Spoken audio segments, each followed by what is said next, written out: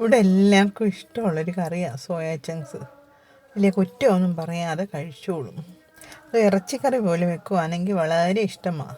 ഞാൻ ഈ ഒരു രീതിയിലാണ് വെക്കുന്നത്. പിന്നെ കുറ്റമൊന്നും പറയാതെ വലിയ ഇഷ്ടത്തോടെ കഴിക്കാറുണ്ട്. അപ്പോൾ അതുകൊണ്ട് ഞാൻ വിചാരിച്ച കൂട്ടാൻ നിങ്ങളുമായിട്ടൊന്ന് ഷെയർ ചെയ്യാമെന്ന്.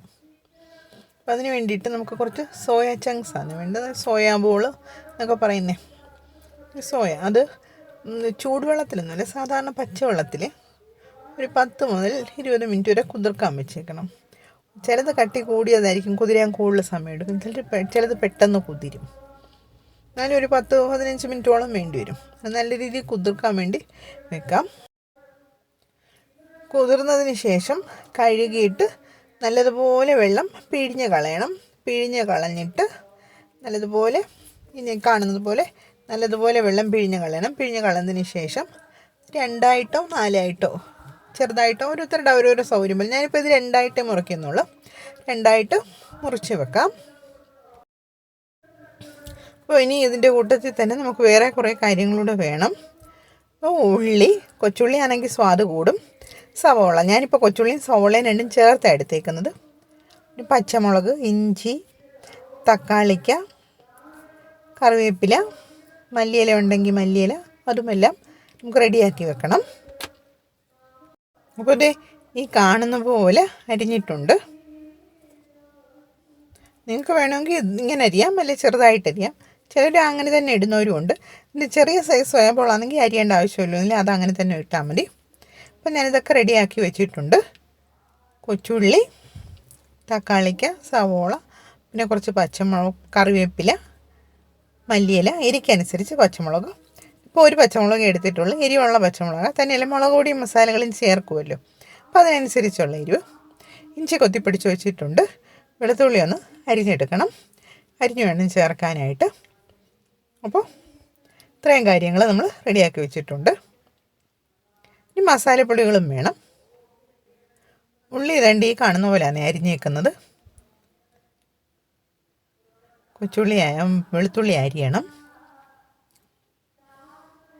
തക്കാളിക്ക് നല്ല പഴുത്ത തക്കാളിക്ക് എടുക്കുന്നത് നല്ലത്, ചെറിയൊരു സ്വാദ് കൂടും. അപ്പോൾ ഇതിന് ശേഷം നമുക്ക് ഇതെല്ലാം റെഡിയാക്കി വെച്ചതിന് ശേഷം നമുക്ക് പാൻ അടുപ്പത്ത് വെച്ച് എണ്ണ ഒഴിക്കാം. എണ്ണ ചൂടാകുമ്പോൾ കടുകിട്ട് പൊട്ടിച്ചു കൊടുക്കാം.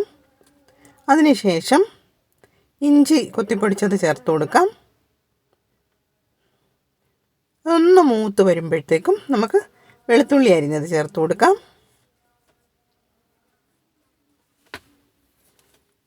വെളുത്തുള്ളി അരിഞ്ഞതും ചേർത്ത് ഒന്ന് മൂത്തതിന് ശേഷം നമുക്ക് വറ്റൽമുളക് ചേർത്ത് കൊടുക്കാം. വറ്റൽമുളകും കറിവേപ്പിലയും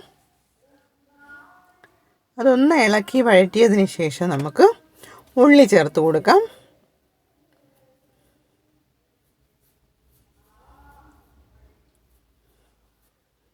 എരിക്ക് വേണ്ടി പച്ചമുളക് ചേർത്തിട്ടുണ്ട്. ഒരു പച്ചമുളകേ ചേർത്തിട്ടുള്ളൂ. ഇപ്പോൾ ഉള്ളിയും ചേർത്ത് ഉള്ളി ഒന്ന് വഴന്ന് വരണം. നല്ലപോലെ വഴലണ്ട, ചെറുതായിട്ടൊന്ന് വഴന്നാൽ മതി. അതിന് വേണ്ടിയിട്ട് ഉപ്പ് ചേർത്ത് കൊടുക്കാം. ഉപ്പും ചേർത്ത് ഒന്ന് വഴറ്റാം.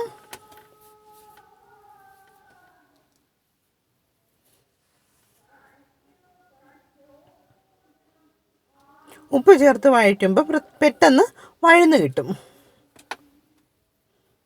കളറൊന്നും മാറണ്ട, ജസ്റ്റ് ഒന്ന് ലൈറ്റ് റോസ് ആയാൽ മതി, അല്ലാതെ ബ്രൗൺ കളറൊന്നും ആവണ്ട. പിന്നെ മൂപ്പിച്ചൊന്നും എടുക്കണ്ട, ഒത്തിരി വഴറ്റണ്ട. ചെറിയതായിട്ട് ലൈറ്റായിട്ടൊന്ന് വഴന്ന് കിട്ടിയാൽ മതി. അടച്ച് വെക്കുമ്പോൾ പെട്ടെന്ന് തന്നെ ഒന്ന് സോഫ്റ്റ് ആകും. ഇതേ കണ്ടോ, കളറ് മാറിയിട്ടുണ്ട്, ലൈറ്റ് കളറായിട്ടുണ്ട്, ബ്രൗൺ കളറൊന്നും ആവണ്ട. അപ്പോൾ ഇനി നമുക്ക് പൊടികൾ ചേർത്ത് കൊടുക്കാം. ശകലം മല്ലിപ്പൊടി, മുളക് പൊടി, മഞ്ഞൾപ്പൊടി, പിന്നെ കുറച്ച് ഗരം മസാലപ്പൊടി. ഞാൻ കുറച്ച് പെരിഞ്ചീരകവും കൂടി ഇടുന്നുണ്ട്. പിന്നെ ലേശം ചിക്കൻ മസാലയും കൂടി ചേർക്കുന്നുണ്ട്. ഇത് ഇത്രയിട്ട് പച്ച ചുവ മാറുന്ന വരെ ഒന്ന് ഇളക്കി കൊടുക്കാം. ഇളക്കി കൊടുത്തതിന് ശേഷം നമുക്ക് തക്കാളിക്ക് അരിഞ്ഞത് ചേർത്ത് കൊടുക്കാം. തക്കാളിക്ക് അരിഞ്ഞതും ചേർത്ത് നല്ലതുപോലെ വഴറ്റാം. നോൺ സ്റ്റിക്കിൻ്റെ പാത്രങ്ങൾ അല്ലെങ്കിൽ ചുവട് കട്ടി ഇല്ലാത്ത പാത്രങ്ങളാണെങ്കിൽ അടിക്ക് പിടിക്കാൻ സാധ്യതയുണ്ട്. അതുകൊണ്ട് തീ കുറച്ച് വെച്ചേക്കണം. നോൺ സ്റ്റിക്ക് പാത്രം ആകുമ്പോൾ അടിക്ക് പിടിക്കുമെന്നുള്ള പേടി വേണ്ട. അപ്പോൾ തക്കാളിക്കായും ഇട്ട് വഴറ്റിയതിന് ശേഷം നമുക്ക് ആവശ്യത്തിന് വെള്ളം ചേർത്ത് കൊടുക്കാം. ചൂടുള്ള വെള്ളം ചേർത്ത് കൊടുക്കാൻ ശ്രമിക്കണം. ഇതിന് നമുക്ക് കൂട്ടാൻ സ്വാദ് മാറ്റം വരത്തില്ല. പച്ചവെള്ളം ചേർക്കുമ്പോൾ പിന്നെ അത് തിളച്ച് വരാനുള്ള താമസമുണ്ട്. ചൂടുവെള്ളം ആകുമ്പം തിളയ്ക്കുന്നതിന് ഒരുപാട് സമയം വേണ്ട. ഈ സമയത്ത് ഉപ്പും മസാലകളും എല്ലാം പരുവത്തിനാണോ എന്ന് നോക്കിക്കോണം. പോരാത്തത് എന്തെങ്കിലും തോന്നുവാണെങ്കിൽ ചേർത്ത് കൊടുക്കണം. ഞാനൊരു ലേശം ഗരം മസാലയും കൂടെ ചേർക്കുന്നുണ്ട്. എന്നിട്ട് ഒന്ന് അടച്ച് വെച്ചിട്ടെടുക്കുക. അപ്പോഴത്തേനും തിളയ്ക്കും. തിള വന്നിട്ടുണ്ട്. ഇനിയിപ്പോൾ അരിഞ്ഞ് വെച്ചിരിക്കുന്ന സോയാ ബോൾ ഇതിലോട്ടിടാം. സോയയുടെ കഷ്ണങ്ങൾ ഇട്ട് കൊടുത്ത് നല്ലതുപോലെ ഇളക്കി യോജിപ്പിക്കാം. ചെറിയ തീയിൽ ഒരു 10 മിനിറ്റ് ഒന്ന് വെച്ചേക്കാം. ചാറൊക്കെ ഒന്ന് വറ്റി സോയയൊക്കെ വെന്ത് വരും. അപ്പോൾ പരുവത്തിന് വെന്തിട്ടുണ്ട്. വെന്ത് പരുവത്തിന് ചാറ് വറ്റിയെന്ന് മനസ്സിലാവുമ്പോൾ ഓരോ വീട്ടിൽ ഓരോ രീതി കാണുമല്ലോ. ഇതിന് പൊതുവേ ഡ്രൈ ആക്കി എടുക്കുന്നവരുമുണ്ട്. ഞാനിപ്പോൾ ഒരു ശകലം ചാറോടാണ് എടുക്കുന്നത്. അത്രയായെന്ന് മനസ്സിലായപ്പോൾ മല്ലിയില അരിഞ്ഞതും ചേർത്ത് കൊടുത്തിട്ടുണ്ട്. അപ്പോൾ കഷ്ണത്തിലൊക്കെ നല്ലപോലെ ഉപ്പും എരിയും മസാലയുടെ സ്വാദും ഒക്കെ പിടിച്ചിട്ടുണ്ട്. ഇനിയിപ്പോൾ ഒരു ലേശം കുരുമുളക് പൊടിയും കൂടെ തൂകിങ്ങ് വെളിച്ചെണ്ണ ചുറ്റിച്ച് ഓഫ് ചെയ്ത് എടുക്കും. ഇത്രയേ ഉള്ളൂ. നമുക്ക് കഴിക്കാനുള്ള ഇറച്ചിക്കറിയുടെ സ്വാദിലുള്ള സോയാക്കറി റെഡി ആയിട്ടുണ്ട്. അപ്പോൾ ഇത് ചോറിനും ചപ്പാത്തിക്കും ഒക്കെ നല്ലതാണ്. ഇവിടെ കറി ഉണ്ടെങ്കിൽ വലിയ ഇഷ്ടമാണ്. വഴക്കൊന്നും പറയാതൊക്കെ ചോറുണ്ടോളും. കുഞ്ഞാക്ക് 2 പേർക്കും ഇഷ്ടമാണ്. വലിയവനാണെങ്കിൽ വളരെ ഇഷ്ടമാണ്. അപ്പോൾ നിങ്ങൾക്ക് ഇഷ്ടപ്പെടുവാണെങ്കിൽ ട്രൈ ചെയ്ത് നോക്കണം.